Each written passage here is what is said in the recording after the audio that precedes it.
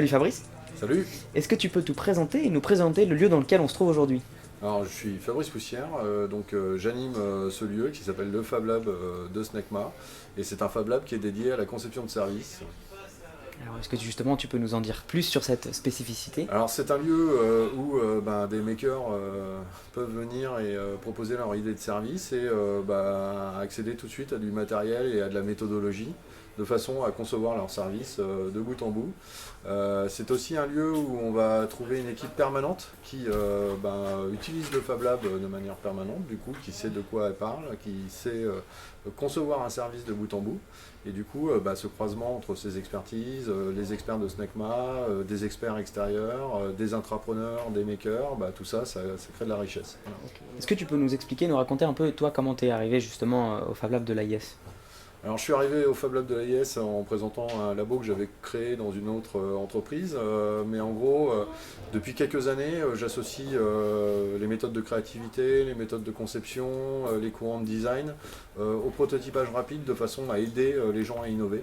Et ce que je cherche à faire, c'est aussi à aider à démocratiser l'accès à ces méthodologies ou à des outils de conception. Alors on connaît tous l'impression 3D, mais il y a aussi comment on peut rendre accessible la question des données de l'entreprise de façon à prototyper plus rapidement et à créer son business, son nouveau business.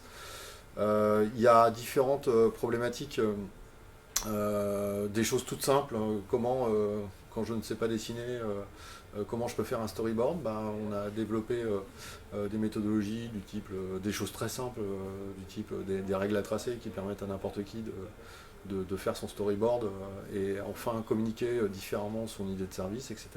Donc des choses assez simples, mais le gros motto, effectivement, c'est rendre accessible, démocratiser la technologie de façon à produire plus rapidement de l'innovation. Et vous avez mis en place une série d'événements justement pour essayer de fédérer un peu une communauté. Est-ce que tu peux nous en parler? Oui, alors on a plusieurs événements qu'on fait au niveau de l'atelier Innovation Service. On fait un cycle de conférences où on amène des gens de l'extérieur à parler de leurs problématiques d'innovation, de data management, de conduite du changement. On fait aussi des événements dédiés au prototypage, des Biz Jam, où en 2 heures on va partir d'une idée pour prototyper une offre de service. Et on expérimente des méthodologies assez nouvelles de façon à gagner en agilité ou en compréhension des problématiques business qui se présentent à nos entreprises.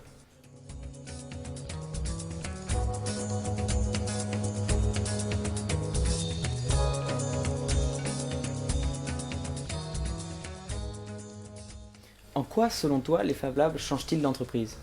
Alors les Fab Labs, ils changent l'entreprise de manière drastique parce que d'une part, on n'est pas habitué à avoir des espaces collaboratifs. Ça pose des grandes questions en termes de management. À quel moment je peux accéder dans ces Fab Labs? Est-ce que je peux y passer toute ma vie professionnelle? Peut-être pas, peut-être que oui, etc. Ça pose des questions aussi sur l'accès à la technologie. Si on a une vision très centralisée par exemple du numérique, comment quelqu'un peut développer son application dans un Fab Lab et ensuite le rendre pérenne dans l'organisation. Donc il y a énormément de questions d'ordre managérial, d'ordre technologique, d'ordre aussi d'état d'esprit, de culture, comment on arrive à collaborer avec des étudiants qui sont de l'extérieur, comment on arrive à collaborer avec des jeunes start-upers, etc. Ça, c'est des sacrées questions qui sont parfois stratégiques pour l'entreprise et qui sont précurseurs de changements très intéressants dans les grands groupes.